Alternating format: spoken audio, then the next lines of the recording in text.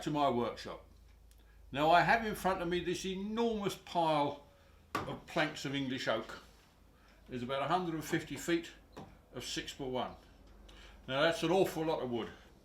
Just the sheer thought of actually having to mill this little lot is rather daunting. I think that's going to take me a day just to mill it, which is quite frightening really. Now this is going to end up as a sideboard. I have a customer who particularly has asked for one, and they want it in the arts and crafts style. Now if you've not come across the arts and crafts style before, best thing I can suggest is go and Google William Morris. So this dates back sort of the early 1900s, start of the 20th century. For the want of a better term, we'll call it artisan furniture. Very clean, very elegant lines. No great sort of fripperies or anything like that. I rather like it. I must admit, as a project, I've been rather looking forward to this one. I don't anticipate anyone else is going to try making one. If you want one, get in touch, I'll make one for you. It's much easier. So, without any further ado, I need to spend a day or so just milling this little lot, putting it through the planer and getting it into a state where I can actually start working with it. I need to join several bits together and making big boards, but that'll be fun. We like doing things like that. And I've got a new toy to help me. I'll tell you about that as I get along. So, on we go. No hanging about.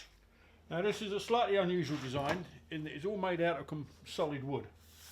So what I've done is I've jointed 4 pieces together to end up with this panel. And the way that I've done it is I've used one of these, a biscuit joiner. And rather good they are too. It's the first time I've tried one, I rather like it. So you just go along having marked it out first.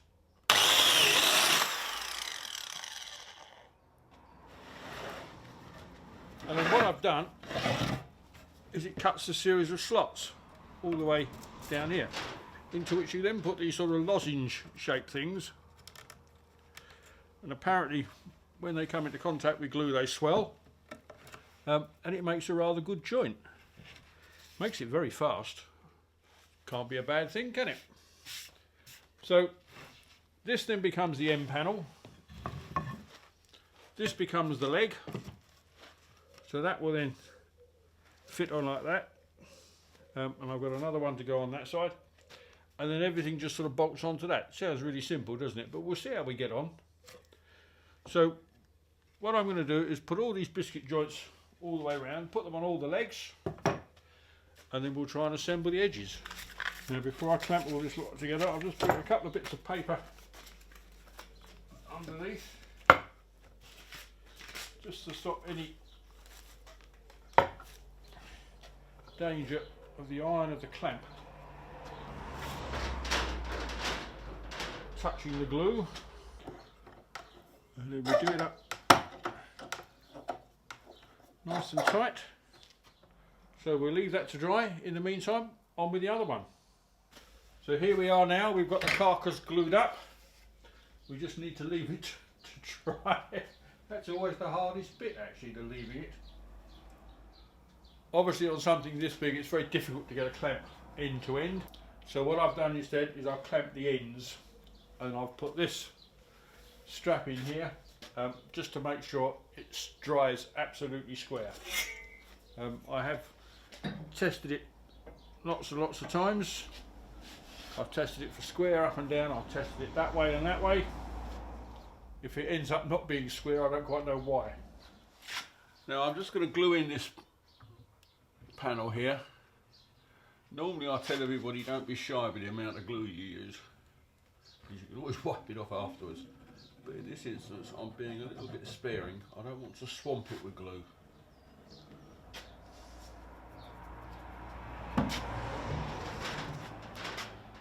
And then I have this panel here, which is just going to sit in.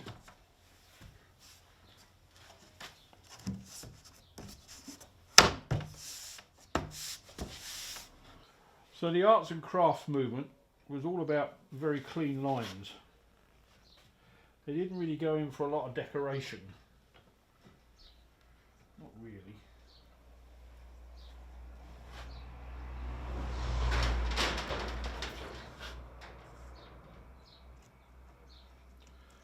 So what I've made, or what I'm making here, is the doors. To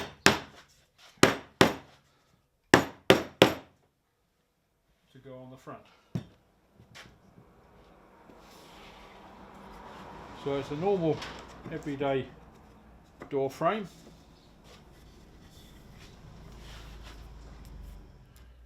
So you can see where I'm going with this one. It's a fairly plain looking frame. It's just made out of oak, just like everything else I'm doing. And you just slowly work your way around. I've cut a 6mm rebate all the way around the inside, and this will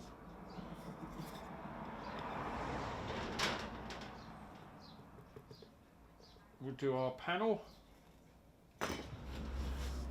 So you start off with the plank of oak. You can use any wood, but I'm using oak at the moment on this particular project. Well, whilst it was in its plank form, you can see I ran a router, and this is a 6.5mm, maybe 7mm. I've used a 6mm router, and then I made it ever so slightly wider, so it will take our plank of ply or MDF very easily. I've then cut biscuit joins at the end, and now I'm going to put some glue all over the place.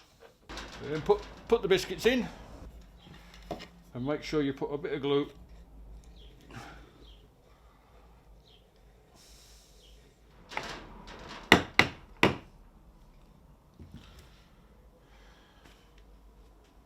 and I'll keep building it round.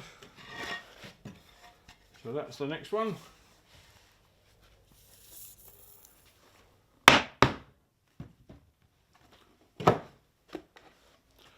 And that's our basic drawer box. Now let's see how square it is. And the way to do this is to measure across the corners. So that's 521mm, 5.2mm. So once we put some clamps on that, we'll soon take care of that.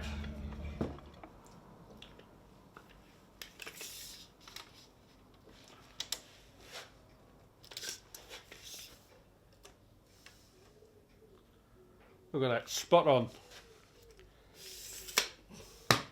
Now, all we need to do is leave that to dry, but in the meantime I've got a couple more to make. So as I head towards the finishing touches now, I'm starting to think about handles for the drawers and the cupboards and things. Now the customer was very keen that I should make the handles, so my original plan was to do them like this. So I routed out. That would then fit on the front of the drawer like that, and of course that, but it's a little bit thin. I mean, I know I've got fairly large fingers, but they're not that large, and if I'm struggling to get underneath that, so it needs to be slightly deeper, which is why I've come up with this version of it. So I've now routed out both sides, and I can make that kind of shape, and I'll sand it all down, sand the edges around, and we'll end up with something of that sort of shape, but slightly more usable. That's how a design evolves. There you are. It probably still needs a bit more sanding and things, but that's a much nicer handle, I think. Now for this cabinet I've decided to use proper drawer runners. What you get is two runners like this, a left and a right, and they've got what they call a soft closing mechanism. Now I've already marked out on here where I want these to go. The temptation when you do something like this, you can see there's a whole series of holes along here, and the temptation is to put the screw in the first hole. Whereas if you're clever, you start in the second hole, because if you've got it wrong, you can always take that one out, move it backwards and forwards, and you still won't be able to see the screw hole. Whereas if you put it in the first hole and you've got it wrong, take it out, there's a big screw hole. You just sort of made yourself a bit of a difficulty. That's something you end up having to patch. There was absolutely no instructions at all that came with this when I bought them. When I looked online, the manufacturer's instructions were appalling. and you find a couple of sort of YouTube videos. There's a couple of kitchen fitters who go through it in about 10 seconds. And they don't really explain what they do because they don't make it. First of all, you can see you get these two clips. Now they need to fit to the front of the drawer underneath. You also need to notch out the back of the drawer so that the bottom of the drawer is sitting on these brackets here. The measurement from here to here has got to be the same as going from there to there. You might want to give yourself a millimetre to play with, but that's the important bit. So in a minute, what then happens, we'll then fold this down on top of here. These two bits clip into that bit there, and that's what holds it all together.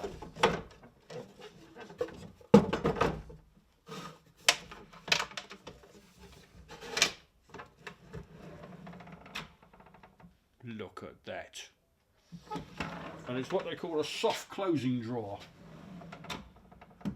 It just pulls itself in. I mean, we've still got a drawer face to go on the top of here, so don't think this is the finished article. But look at that. Well, look at this, we've got a cupboard door. And another one. And what's more, we've got some drawers as well. This is starting to look like a real thing. The last real job I've got to do is to make some drawer fronts. Now, I've already jointed up a couple of bits of wood. We'll cut those to size so they fit there. 3 drifted off, and the idea is that's then going to match that bit there, and it's all going to line up, and it'll be wonderful. That should make something that looks really quite classy.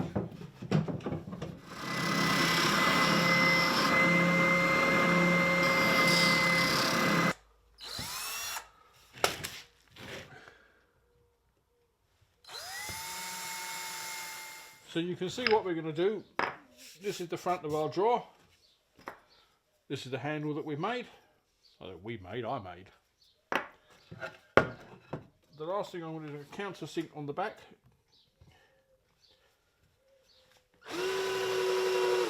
So I'll start off by putting 2 screws in from the back. And I want just far enough through that they line up.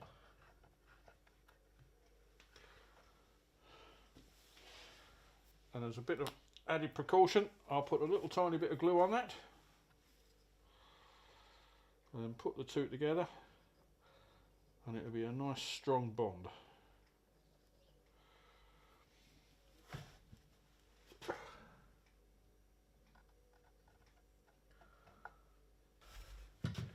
There you go, that's a lovely drawer front. I must say that's rather good. Right, I'll just clean up the glue and away we go. Right, time for some shelves. Now, over the years I've done shelves a number of ways, but usually involves building something in there, which makes them very inflexible. So what I've decided to do for this one is to buy some of this strip. You buy it in great big long lengths, cut it to size, and then all you do is put it in the right place, make sure it's square, and just screw it into place. Makes it really nice and easy, and then you have little lugs that sit here, the shelves sit on that. Theoretically, apparently this can take 40 kilos. Well, I can't imagine you'd want to put anything as heavy as 40 kilos. Even if you made this into a drinks cabinet and filled the whole of that shelf with bottles that are full, I don't think you'd manage 40 kilos. So, seems a perfectly good way of doing it to me. Makes it much smarter. So the thing is to make sure you get it square, so you use your square, line it up, screw it in. Can't be easier. So there you are, for all intents and purposes, our finished project. We started a few weeks ago with a couple of planks of wood, well, quite a lot of planks of wood actually, and we've ended up with this fine sideboard. With 2 cupboards, with shelves, look at that. And the bit I'm most proud of is that we've got drawers that close softly. I've also put our little bits of detail in. That's on the original drawing from the customer. And if you remember, we made the handles as well. So I can truly say this is a handmade item because we pretty much made everything. Hopefully you enjoyed that video. If you did, have a look at some of the other videos on my channel. You never know, you might enjoy those as well. And do remember to press the subscribe button. It does make quite a difference to my life. Thanks for watching. Bye bye.